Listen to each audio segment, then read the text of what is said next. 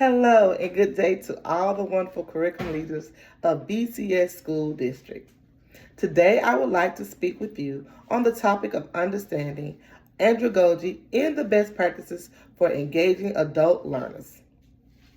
This presentation focuses on understanding andragogy and how we can use adult learning principles to create effective professional development for teachers. As educational leaders, it is essential that we design learning experiences that respect adults' experiences, promotes meaningful application, and support engagement. Andragogy is the art and science of helping adults learn. The concept was popularized by Malcolm Knowles, who identified 5 assumptions about adult learners. First, adults develop a self-concept of independence and prefer to direct their own learning. Second, adults bring a wealth of life and professional experience that influences how they interpret new information. Third, their readiness to learn is connected to real-life roles and responsibilities.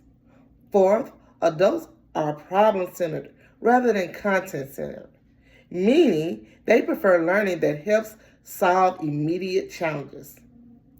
Fifth and finally, adults are primarily motivated by internal factors such as job satisfaction, confidence, and personal growth. Knowles' 5 assumptions. Applying andragogical principles is critical when planning professional development because teachers, like all adult learners, want learning to be relevant and practical and respectful to their expertise. Traditional lecture-based sessions often fail because they treat adults as passive learners. Instead, professional development should involve collaboration, reflection, and authentic problem solving.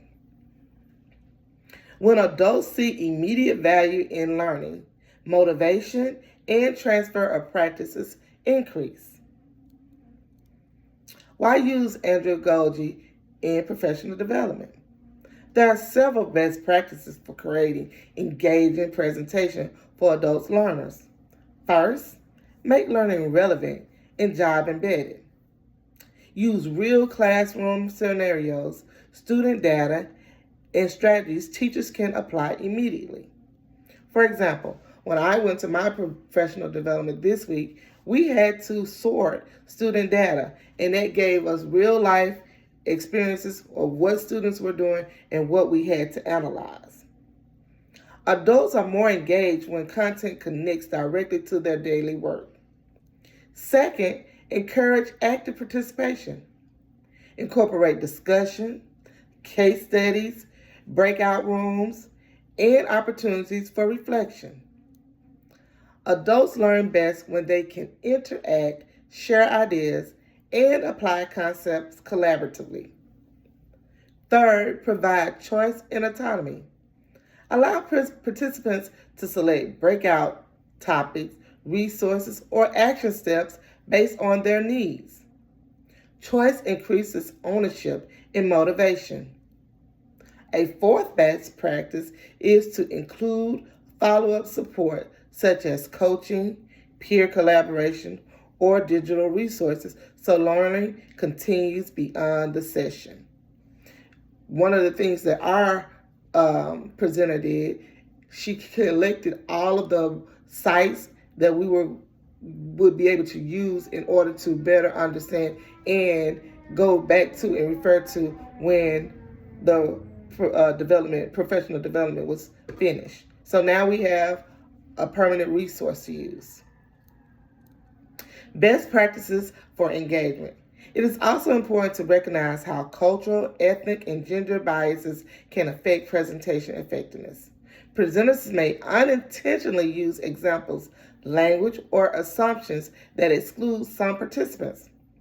For example, stereotypes about communication styles, leadership roles, or teaching practices may silence voices or reduce engagement. Or even when there's one person who dominates the conversation. Audience members may also hold biases that affect how they perceive the presenter or other participants.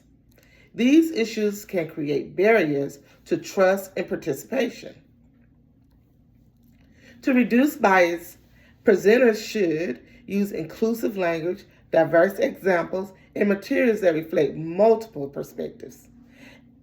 Establish norms for respectful discussion, ensure all voices are invited into the conversation. Presenters should also reflect on their own assumptions and seek feedback from diverse colleagues when planning sessions. Creating psychologically safe environments where participants feel valued increases learning and collaboration. In conclusion, understanding andragogy helps curriculum leaders design professional development that motivate adult learners and leads to meaningful change.